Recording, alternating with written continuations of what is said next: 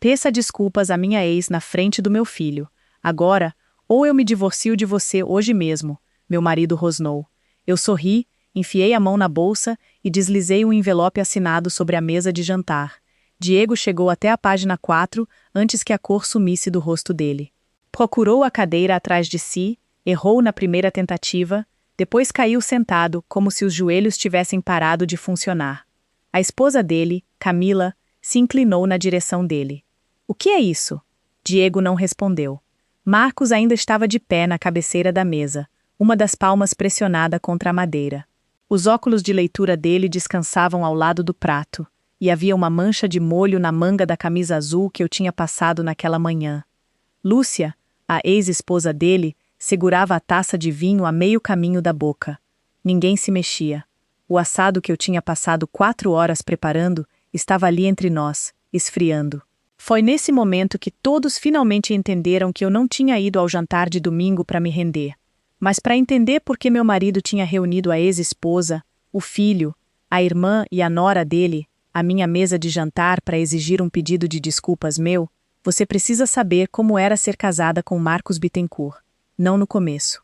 O começo foi lindo. Conheci Marcos quando eu tinha 61 anos, num seminário sobre aposentadoria no centro de São Paulo. Eu trabalhava com folha de pagamento e benefícios numa empresa de equipamentos médicos, então estava lá a trabalho. Marcos era corretor de seguros comerciais e tinha sido convidado para falar sobre cobertura de cuidados de longo prazo. Ele era confiante sem ser exibido, engraçado sem se esforçar demais. Depois, ele me encontrou perto do café e disse: "Você foi a única pessoa naquela sala que parecia mais interessada nas letrinhas miúdas do que nos biscoitos de graça." Eu disse que os biscoitos estavam velhos.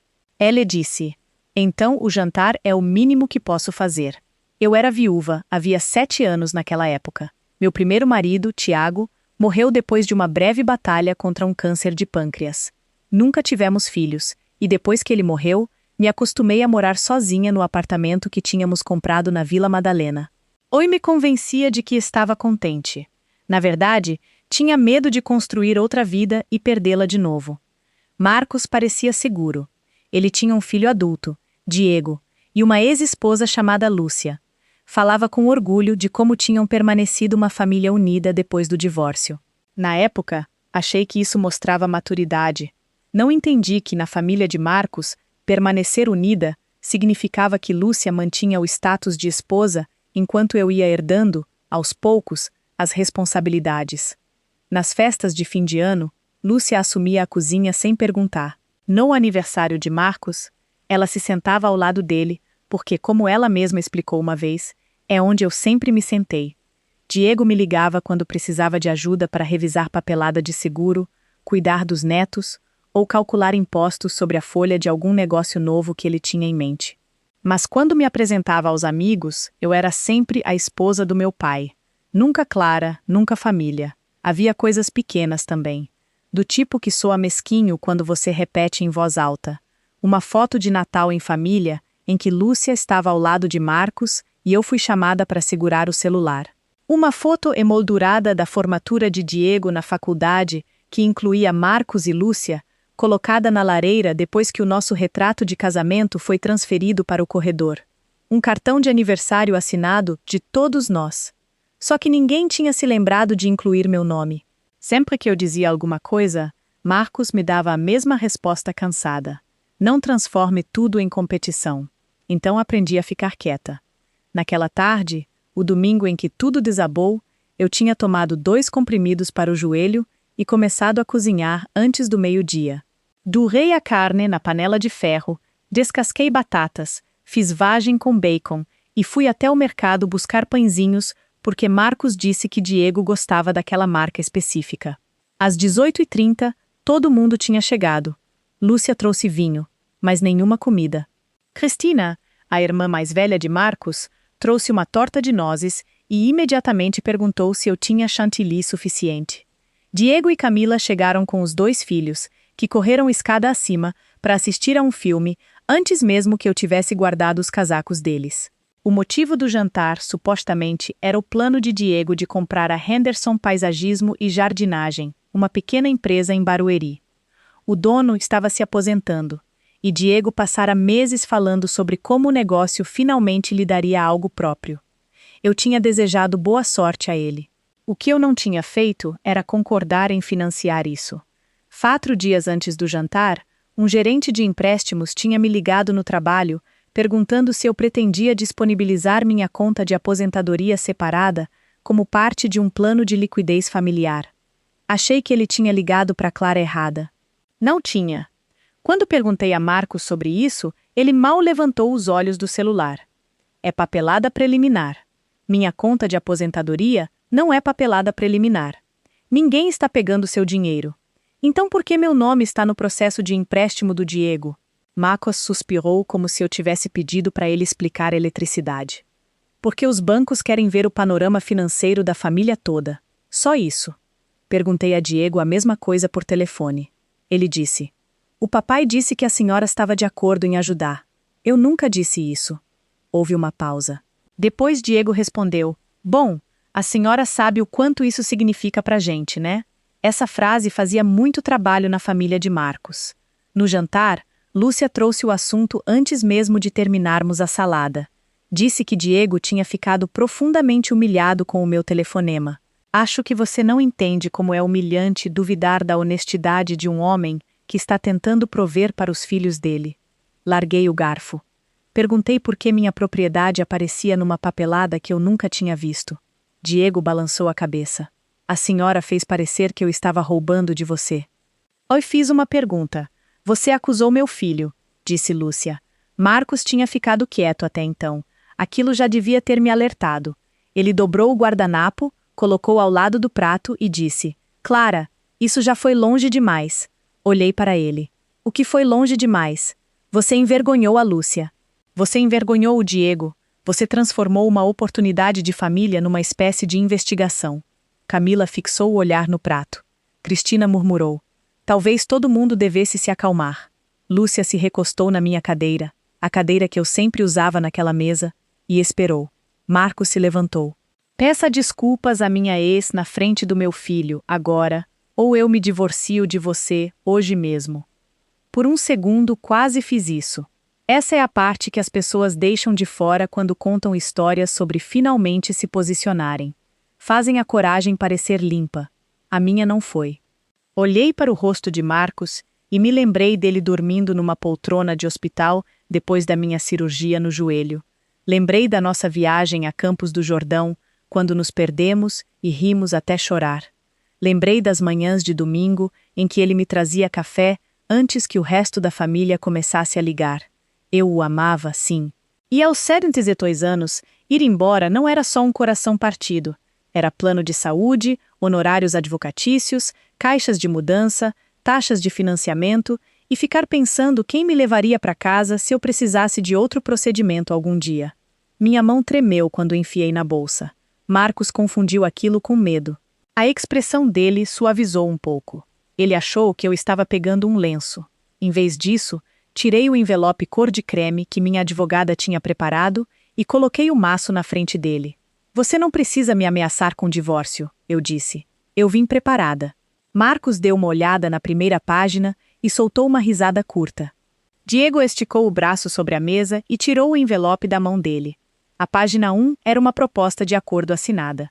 A página 2 listava meus bens separados. A página 3 retirava qualquer consentimento, falado, implícito ou de outra forma, para que minha propriedade fosse usada na compra do negócio de Diego.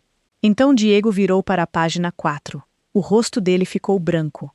Camila tocou o braço dele. "Diego." Olhei diretamente para Marcos. "Vá em frente", eu disse.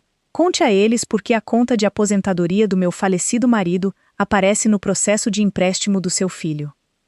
4 semanas antes daquele jantar, eu estava sentada na minha mesa em São Paulo tentando terminar a folha de pagamento antes do almoço quando o telefone do escritório tocou.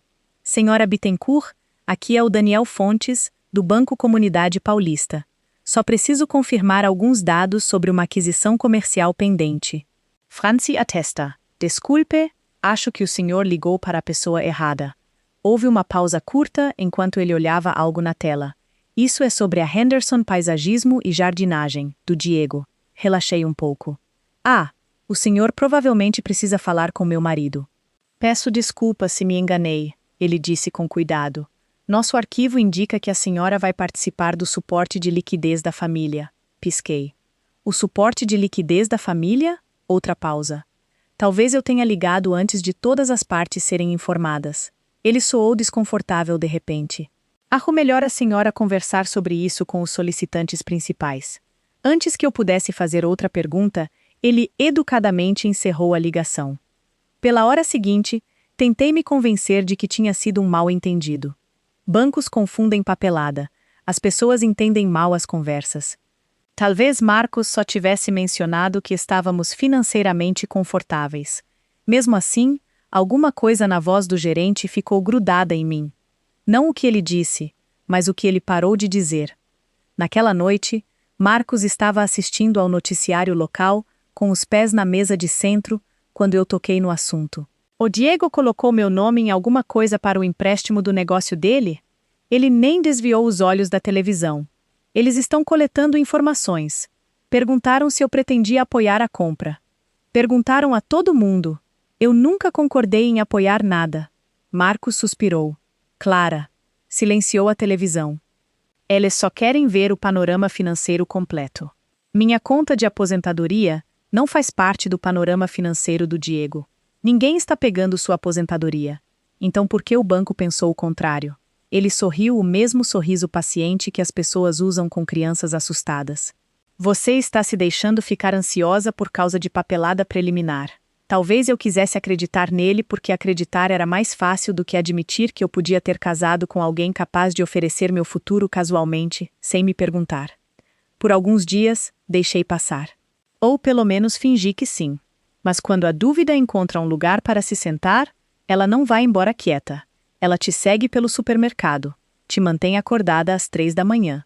Anda ao seu lado no trajeto para o trabalho. Eu tinha 72 anos. Recomeçar não era mais só uma decisão emocional.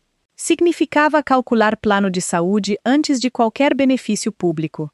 Significava me perguntar se ainda poderia me aposentar aos 82, como Tiago e eu tínhamos planejado. Significava mover móveis com um joelho que já reclamava toda vez que a chuva estava a caminho. Numa noite, acordei às 3h12. A casa estava silenciosa, exceto pelo zumbido da geladeira lá embaixo. Enrolei uma bolsa térmica no joelho direito, coloquei os óculos de leitura e me sentei na ilha da cozinha com uma xícara de camomila. Abri nossas contas online. Nada parecia errado à primeira vista. Nenhum dinheiro sumido, nenhum saque misterioso. Mesmo assim, não conseguia me livrar da sensação de que estava procurando no lugar errado. A resposta me encontrou 2 semanas depois.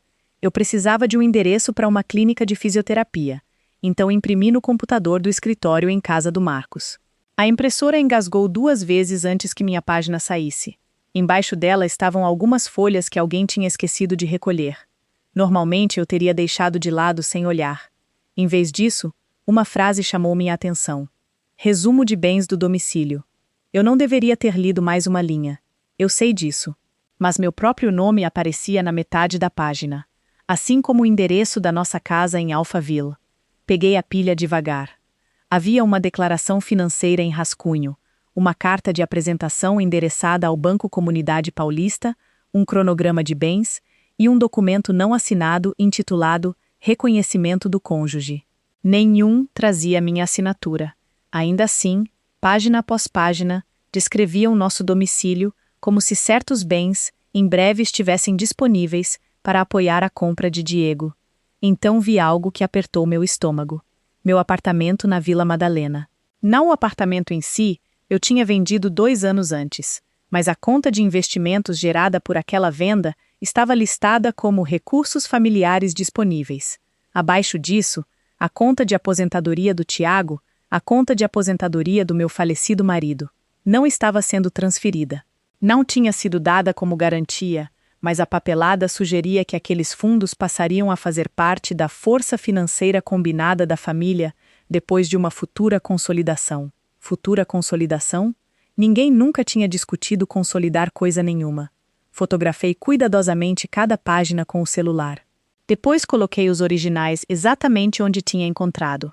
Quando Marcos desceu 20 minutos depois, beijou minha testa e perguntou se eu queria panquecas. Olhei para ele e me perguntei quantas conversas ele tinha tido sobre o meu futuro sem eu estar na sala. Decidi não confrontá-lo. Ainda não. Em vez disso, perguntei casualmente durante o café da manhã.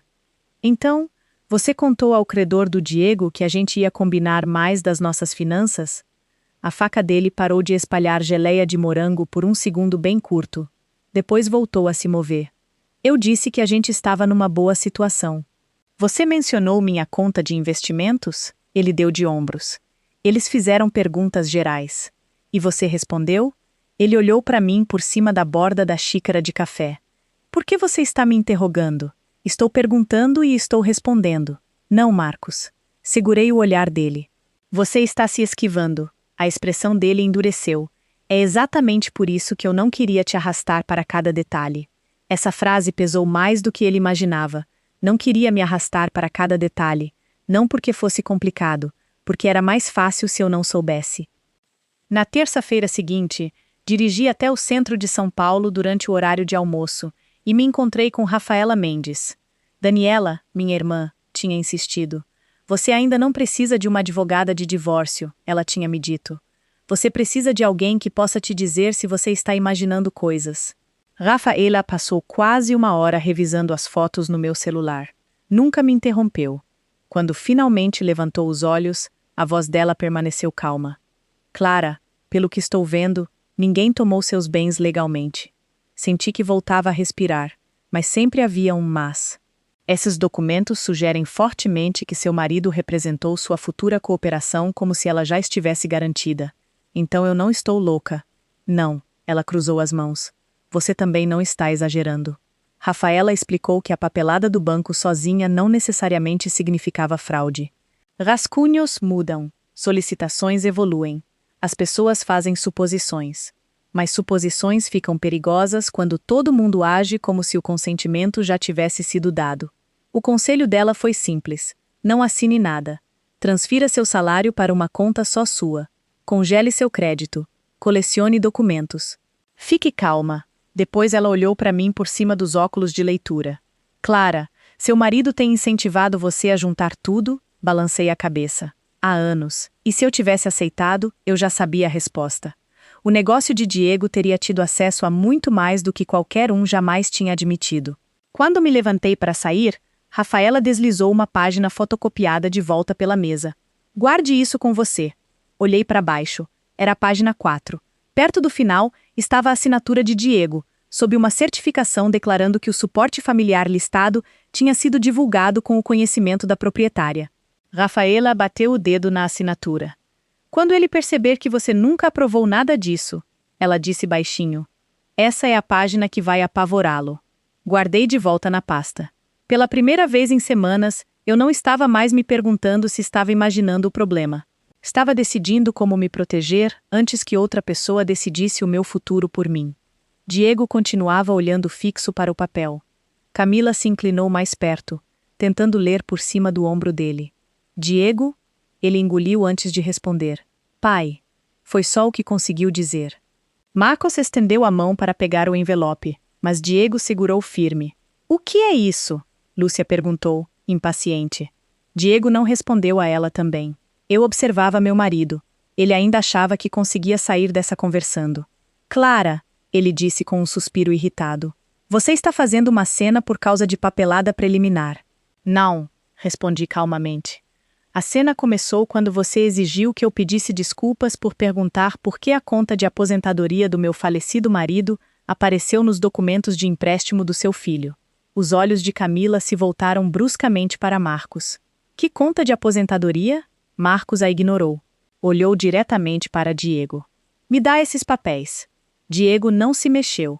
Em vez disso, olhou de volta para a página 4. Os lábios dele se moviam em silêncio enquanto lia a certificação uma segunda vez.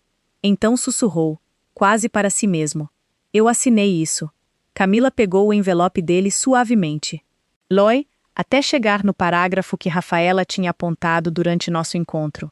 A expressão dela mudou quase imediatamente. Olhou para Diego. Você disse a eles que ela sabia. Diego esfregou as duas mãos pelo rosto. Não foi assim. Então nos conta como foi. Ninguém interrompeu. Diego parecia exausto. O pai me disse, ele começou. O pai me disse que a senhora já tinha concordado em ajudar. Disse que a papelada só ainda não tinha se atualizado. Lúcia franziu a testa. Do que você está falando? Marcos respondeu antes que Diego pudesse. Eu disse a ele que a gente ia apoiar a família. Não, eu disse baixinho. Você disse a ele que eu já tinha concordado. A mandíbula de Marcos travou. Você está torcendo minhas palavras. Eu não preciso. Enfiei a mão na bolsa de novo. Eu trouxe mais uma coisa. Coloquei o celular na mesa. Eu não gravo pessoas escondido. Nunca fiz isso. Toquei na tela. Mas às vezes, as pessoas deixam suas próprias provas. Uma mensagem de voz começou a tocar pelo alto-falante. A voz de Marcos encheu a sala de jantar. Diego, não fala sobre o pedido de empréstimo no jantar. A Clara não precisa saber de cada detalhe até o banco estar pronto. Quando tudo estiver finalizado, ela vai entender por que a gente lidou com isso desse jeito. A gravação terminou. Ninguém falou. Marcos ficou olhando para o celular como se nunca o tivesse visto antes. Por fim, ele murmurou. Eu liguei para o número errado. Ligou, eu disse.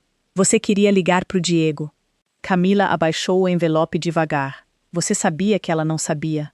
Marcos tentou se recuperar. Não foi mentira. Foi sim, disse Camila. Eu estava esperando o momento certo. O momento certo? Perguntei. Depois que minhas contas já tinham virado parte do financiamento do Diego? Não, a voz dele subiu. Ninguém estava roubando seu dinheiro. Eu nunca disse que você estava. Você continua agindo como se eu tivesse esvaziado sua conta bancária. Eu disse que você ofereceu bens que não eram seus para oferecer. Ele abriu a boca, fechou de novo. Do outro lado da mesa, Cristina finalmente falou. Talvez isso seja tudo só um mal-entendido. Olhei para ela. Cristina, se alguém dissesse a um banco que a sua aposentadoria provavelmente ficaria disponível no mês que vem, você chamaria isso de mal-entendido? Ela baixou os olhos para o café. Acho que não. Lúcia continuava olhando para Marcos. Você me disse que o financiamento do Diego já estava garantido. Era para estar. Não foi isso que eu perguntei. A voz dela tinha mudado. Mais baixa, mais afiada. Você me disse que a Clara já tinha concordado. Marcos hesitou. Eu assumi que ela concordaria. Lúcia riu uma vez. Não havia nenhum rumor naquilo. Então foi por isso que você me chamou aqui? Ele franziu a testa. O quê? Você queria que eu pressionasse ela. Ninguém negou, porque ninguém podia. Lúcia pegou a taça de vinho devagar antes de colocá-la de volta na mesa, intocada. Você me deixou passar 20 minutos criticando essa mulher por algo que você sabia que ela não tinha concordado.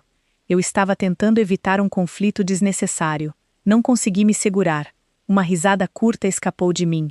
Todos olharam para mim. Desculpa, eu disse. É que... Balancei a cabeça. Nunca tinha ouvido chamarem chantagem de evitar conflito. Até Camila cobriu a boca para esconder um sorriso. Marcos apontou para mim. Aí está. O quê? Essa atitude. Não, Marcos. Me recostei na cadeira. Essa é a primeira conversa honesta que a gente tem em meses. Diego de repente empurrou a cadeira para trás. Pai, a voz dele falhou. Se o banco descobrir que ela nunca aprovou isso, respondi antes que Marcos pudesse. Eles já vão descobrir. Todas as cabeças se viraram para mim. O quê? Marcos disse. Eu te dei até amanhã de manhã. Deslizei outra página pela mesa. A carta da Rafaela. Não era emocional. Não era ameaçadora. Apenas declarava que eu nunca tinha autorizado o uso dos meus bens separados, nunca tinha concordado em ser fiadora e pedia que o credor corrigisse quaisquer suposições incorretas antes de prosseguir. A carta sai amanhã às 9 horas. Diego ficou com cara de doente. Meu depósito? Balancei a cabeça. O banco pode pedir documentação adicional. Ele enterrou o rosto nas mãos. Eu já paguei R$ 54.600. Camila olhou fixo para ele. Você me disse que não tinha risco. Eu não pensei. Não, ela interrompeu. Você não pensou. Marcos bateu a palma na mesa. Isso é exatamente o que eu estava tentando evitar. Olhei para ele. Não, mantive a voz calma. Você estava tentando me impedir de descobrir. Silêncio, do tipo que preenche a sala inteira. Por fim, Marcos disse a frase que acho que vou lembrar pelo resto da vida. Você podia ter ajudado, se realmente amasse essa família. Por um segundo, aquilo doeu mais do que tudo o resto. Porque parte de mim ainda queria que ele me escolhesse. Ainda queria que ele dissesse que sentia muito. Ainda queria que esse jantar terminasse com todo mundo se abraçando e fingindo que nada daquilo tinha acontecido. Em vez disso, percebi uma coisa. Ele não estava defendendo o casamento. Estava defendendo o acesso. Acesso às minhas economias, à minha aposentadoria, ao meu futuro. Me levantei devagar. Meu joelho direito reclamou depois de tanto tempo sentada, e me apoiei nas costas da cadeira. Marcos notou. A expressão dele suavizou um pouco. Clara. Sabe o que é estranho? Eu disse. Passei semanas me perguntando se eu tinha sido desconfiada demais. Perdi noites de sono. Duvidei de mim mesma. Fiquei preocupada de estar virando uma daquelas pessoas que enxerga problema em tudo. Olhei ao redor da mesa. Acontece que eu não fui desconfiada o suficiente. Zegui em direção à porta da frente. Atrás de mim, Marcos gritou meu nome. Onde você vai? Abri a porta. Pra casa da minha irmã. A gente não terminou. Me virei uma última vez. Não. Olhei para Diego. Seu credor e minha advogada vão resolver isso amanhã. Depois olhei para Marcos. E se o nosso casamento sobrevive a essa noite, não é mais uma decisão sua. Saí para o entardecer quente de São Paulo. O sol já tinha quase sumido, mas o ar ainda tinha cheiro de grama recém-cortada. Eu mal tinha chegado ao carro quando ouvi a porta da frente abrir atrás de mim. Clara. Era Camila. Ela atravessou correndo a entrada da garagem, segurando a bolsa contra o corpo. Preciso te contar uma coisa, ela disse, ofegante. É sobre o empréstimo. Ela hesitou. E é pior do que você imagina. Camila não parou até chegar ao meu carro. A luz da varanda atrás dela jogava sombras compridas pela entrada da garagem. E por um segundo, ela parecia quase tão abalada quanto Diego. Clara, por favor, não vai ainda. Já ouvi o suficiente por uma noite. Eu sei, mas você precisa ouvir isso. Ela olhou de relance para trás, para casa, para se certificar de que ninguém a tinha seguido. Minha mão ficou parada na porta do carro. Descobriu o quê? Camila respirou devagar. O Diego não colocou só o depósito de R$ 54.600. Franzi a testa. Como assim? Ele pegou emprestado 32.500 no crédito da nossa casa para fechar o negócio. Fiquei olhando para ela. Ele me disse que o seu dinheiro ia cobrir esse risco assim que tudo fechasse. Por um momento, nenhuma de nós falou. Camila parecia envergonhada. Eu acreditei nele porque, sinceramente, eu acreditava no seu marido. Eu também, eu disse baixinho. Ela balançou a cabeça, os olhos se enchendo de lágrimas. Acho que o Diego nunca esperou que você fosse dizer não. O Marcos vivia dizendo para ele que isso era só temporário. Temporário. Essa palavra parecia desculpar tudo no mundo de Marcos. Mentiras temporárias, pressão temporária, silêncio temporário. Agradeci a Camila por me contar, e fui direto para a casa da minha irmã Daniela, em Santo André. Não dormi muito, não porque ainda duvidasse da minha decisão, mas porque eu sabia o que amanhã ia mudar. Às 8h55 em ponto, numa segunda-feira, eu estava sentada na frente de Rafaela Mendes, no escritório dela com vista para a Praça da Sé. Ela revisou a carta final uma última vez. Nenhuma acusação, ela disse. Só fatos. Deslizou o documento até mim. A carta declarava que eu nunca tinha autorizado o uso dos meus bens separados, nunca tinha concordado em garantir o empréstimo de Diego e pedia que o credor desconsiderasse qualquer representação que sugerisse o contrário. Nada emocional, nada dramático, só a verdade. Rafaela olhou para mim.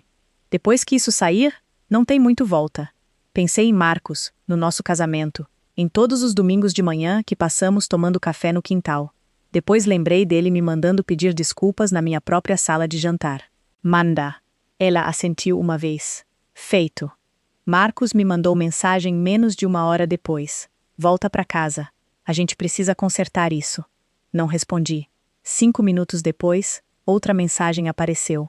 Você está humilhando essa família. Ainda nada. Então veio a terceira. Se você não voltar para casa hoje, nem se dê ao trabalho de voltar. Fiquei olhando para a tela por vários segundos. Depois entreguei o celular para Rafaela. Ela sorriu de leve. Ele ainda acha que está negociando de uma posição de força. Em vez de responder, Finalizamos a petição de divórcio. Rafaela protocolou naquela mesma tarde. A retaliação veio mais rápido do que eu esperava. Até terça-feira à noite, meu celular tinha parado de funcionar. Marcos tinha me tirado do plano familiar. O cartão de crédito conjunto foi recusado quando tentei comprar mantimentos. Quando fui até a casa na quarta-feira à noite buscar roupas para o trabalho, o teclado da garagem piscou vermelho. Acesso negado.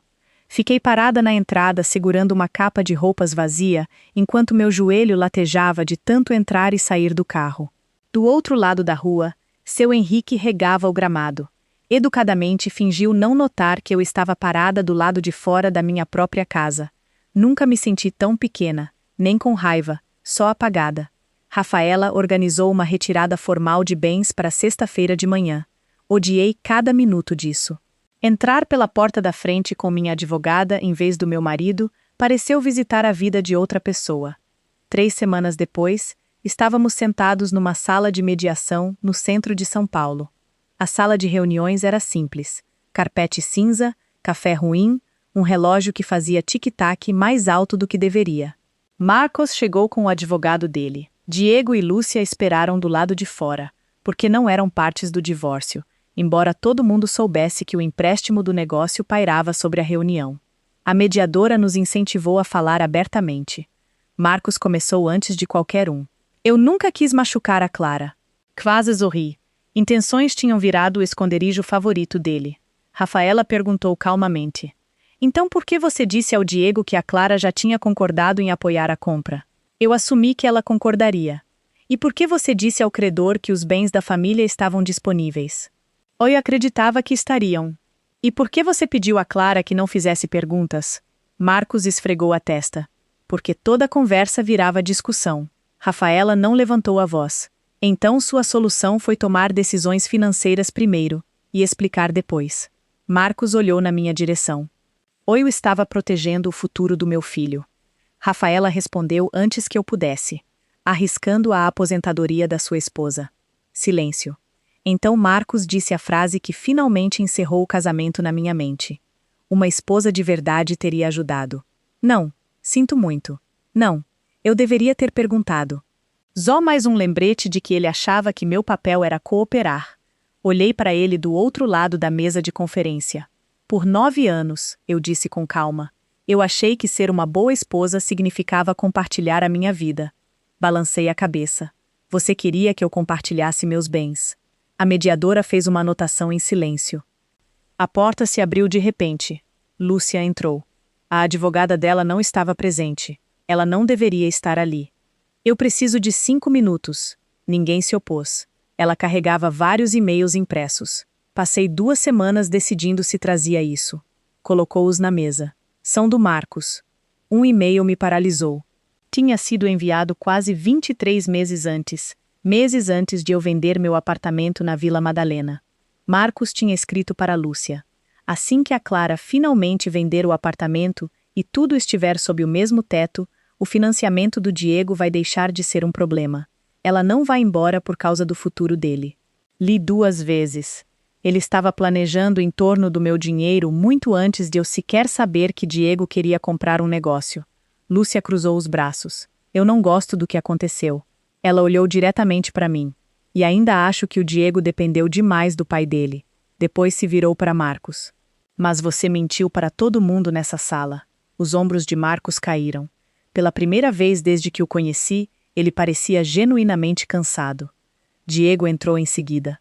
Parecia pior do que tinha parecido no jantar.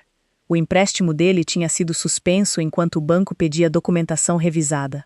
O vendedor tinha dado a ele 13 dias úteis para encontrar novo financiamento. Eu confiei no pai. Camila, que tinha se juntado a ele em silêncio, respondeu antes que qualquer um pudesse. A Clara também confiou. Diego baixou os olhos. Eu deveria ter perguntado a você mesma. Sim, eu disse. Você deveria. Sem discursos, sem gritos, só a verdade. A mediação terminou 3 horas depois. Marcos ficou com a casa de Alphaville, se refinanciasse em nome próprio. Fiquei com minhas contas de aposentadoria separadas, minha conta de investimentos e reembolso por uma parte documentada das reformas que eu tinha pago. Mais importante, Cada documento deixava uma coisa absolutamente clara. Eu não tinha nenhuma responsabilidade pela transação do negócio de Diego. Enquanto caminhávamos para os elevadores, Marcos me alcançou. Eu nunca pensei que você realmente fosse embora. Apertei o botão do elevador. Oi, sei. As portas se abriram. Ele esperou que eu dissesse mais alguma coisa. Em vez disso, entrei. Enquanto as portas começavam a fechar, olhei para o homem que um dia imaginei envelhecer ao lado. Isso, eu disse baixinho, foi exatamente porque você achou que podia tomar decisões por mim. As portas se fecharam entre nós. Pela primeira vez em meses, senti algo que eu não esperava. Não vitória. Alívio. 8 meses depois de eu sair daquele escritório de mediação, eu estava morando num apartamento de 2 quartos logo ao norte da Vila Madalena. Não era luxuoso. A cozinha tinha metade do tamanho da que eu tinha deixado para trás. O elevador fazia um zumbido estranho toda a tarde, e o dispenser de gelo da geladeira parecia determinado a me acordar toda noite por volta das 2. Curiosamente, eu amava aquele lugar. Pela primeira vez em anos, todo o cômodo era meu. Ninguém rearranjava minha cozinha. Ninguém convidava visitas sem perguntar. Ninguém oferecia meu tempo ou meu dinheiro sem consultar. A parte mais difícil não foi o divórcio, foi reconstruir a vida cotidiana. Tive que trocar meu plano de saúde pelo do trabalho. Me encontrei com uma planejadora financeira e percebi que teria que adiar a aposentadoria em cerca de 23 meses, por causa dos honorários advocatícios e das despesas de mudança. Meu joelho ainda avisava quando o tempo estava mudando. Algumas manhãs, subir as escadas do prédio durante os simulados de incêndio parecia uma maratona. Recomeçar depois dos 65 não é romântico. É papelada, planilhas de orçamento. Aprender qual mercado tem a caminhada mais curta do estacionamento. Aceitar que o corpo precisa de um pouco mais de paciência do que costumava precisar. Mas cada semana ficava um pouco mais leve. Minha vizinha Ruth me convenceu a entrar no clube do livro das terças-feiras dela. Nenhuma de nós falava muito sobre os livros. Principalmente discutíamos netos, dores nas costas, receitas, e se a farmácia finalmente tinha atendido a receita de alguém. Era pacífico. A paz tinha se tornado surpreendentemente valiosa. Cerca de 5 meses depois que o divórcio foi finalizado, Marcos refinanciou a casa de Alphaville. Como prometido no acordo, recebi reembolso pelos custos documentados de reforma que eu tinha pago ao longo dos anos. Não o suficiente para me deixar rica. O suficiente para deixar as coisas justas. Justiça, descobri, parece muito mais silenciosa do que vingança. Nunca soube o que acabou acontecendo com a Henderson Paisagismo e Jardinagem. Diego perdeu a compra. O vendedor encontrou outro comprador, antes que Diego conseguisse garantir um novo financiamento. Sem processos, sem cena dramática de tribunal, só uma lição cara. Numa tarde chuvosa de quinta-feira, meu celular tocou. Diego. Quase deixei cair na caixa postal. Em vez disso, atendi. Oi. A voz dele soou mais velha. Não fisicamente, emocionalmente. A senhora se encontraria comigo? Só uma vez. Hesitei. Acho que não tem mais nada a dizer. Eu acho que tem. Contra o meu melhor juízo, concordei. Nos encontramos numa cafeteria perto de Moema. Território neutro, público, seguro. Diego já estava lá quando cheguei. Se levantou quando me aproximei. Pedi um café para a senhora, ele disse. Lembrei que a senhora sempre tomava com um creme. Sorri educadamente. Eu tomo puro agora. Ela pareceu surpreso. Acho que as pessoas realmente mudam. Mudam. Por alguns instantes, nenhum de nós tocou nas bebidas. Por fim, ele falou. Eu devo um pedido de desculpas à senhora. Esperei, não porque quisesse deixá-lo desconfortável, mas porque desculpas merecem silêncio suficiente para se tornarem honestas. Eu sabia que a senhora não tinha assinado nada. Ele baixou os olhos para a mesa. O pai vivia dizendo que a senhora ia assinar. Depois de um tempo, me convenci de que isso era basicamente a mesma coisa. Não, eu disse gentilmente. Não é. Ele assentiu. Eu sei disso agora. Esfregou as mãos juntas antes de continuar. Quando eu cheguei na página 4 naquela noite, ele parou. Percebi que minha assinatura estava embaixo de algo que eu queria acreditar, em vez de algo que eu realmente sabia. Essa frase ficou comigo. Às vezes as pessoas não mentem porque são más. Às vezes mentem porque a verdade as forçaria a parar de conseguir o que querem. Diego me olhou nos olhos. Eu tratei a senhora como parte do plano financeiro do pai, em vez de parte da família. Fiquei grata por ele não colocar a culpa no Marcos. Não completamente. Eu sinto muito. Ali estava, simples, sem desculpas esfarrapadas, sem discursos. Aceitei. Mas aceitar não é o mesmo que esquecer. Espero que você entenda, eu disse, que as coisas não podem voltar a ser como eram. Eu sei. Se a gente vai ter algum tipo de relação, tem que ser uma diferente. Ele assentiu imediatamente. Sem dinheiro, sem culpa, sem reuniões surpresa de família e sem assumir que eu vou mudar de ideia porque outra pessoa já fez planos. Um sorriso pequeno cruzou o rosto dele. Combinado? Antes de irmos embora, ele acrescentou baixinho. A Camila me obrigou a vir. Imaginai. Ela disse que se eu não conseguisse me desculpar sem o pai do meu lado, então eu provavelmente não estava arrependido de verdade. Ela é uma mulher inteligente. Casou com um aprendiz lento. Pela primeira vez em muito tempo, os dois rimos. Não foi um milagre. Foi simplesmente dois adultos reconhecendo que reconstruir confiança leva muito mais tempo do que quebrá-la. Algumas semanas depois, recebi um bilhete escrito à mão de Lúcia. Só 3 frases. Eu deveria ter perguntado por que o Marcos precisava de uma plateia antes de concordar em ser uma. Espero que você encontre alguma paz. Pretendo fazer o mesmo. Ela nunca pediu para se encontrar. Eu também não. Às vezes o respeito chega muito depois que a amizade já se tornou impossível. Aquilo foi o suficiente. Marcos me ligou exatamente uma vez depois que o divórcio ficou definitivo. Disse que a casa parecia vazia. Perguntou se terapia de casal ainda podia nos salvar. Escutei em silêncio. Depois fiz uma pergunta. Se eu não tivesse uma conta de aposentadoria, se eu não tivesse vendido meu apartamento, você ainda estaria me pedindo para voltar para casa? O silêncio durou quase 10 segundos. Ele nunca respondeu. Não precisava. Algumas perguntas fecham portas de um jeito mais suave do que qualquer discussão jamais conseguiria. Hoje, os jantares de domingo são diferentes. A mesa de jantar do meu apartamento só cabe 4 pessoas. Isso costumava me incomodar. Agora acho que é exatamente o tamanho certo. Ruth vem às vezes. Minha irmã visita com frequência. Alguns meses atrás, Camila trouxe os netos depois de perguntar com vários dias de antecedência. Diego veio também. Sem discursos, sem fingir que o passado nunca aconteceu. Zó sobremesa. Uma das crianças olhou ao redor do meu apartamento e perguntou: Vovó Clara, por que sua mesa é tão pequena? Sorri. Porque essa mesa só tem lugar para as pessoas que realmente foram convidadas. Os adultos riram.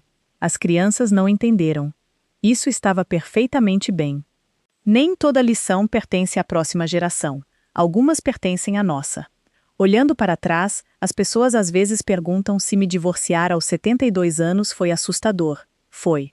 Houve noites em que chorei desfazendo caixas. Houve manhãs em que senti falta do som de outra pessoa fazendo café. Houve semanas em que cada conta parecia mais pesada do que deveria. Mas a paz chegou devagar. Não porque a vida ficou mais fácil, porque ficou honesta. Eu costumava pensar que limites eram algo que você construía depois que o amor desaparecia. Agora acredito que são como o amor saudável sobrevive. As pessoas que realmente te respeitam não se ressentem dos seus limites. Elas simplesmente batem na porta antes de entrar. Se você já se sentiu como se só fosse considerada família quando alguém precisava de algo de você, eu adoraria ouvir sua história. Obrigada por passar esse tempo comigo. Cuide bem de você.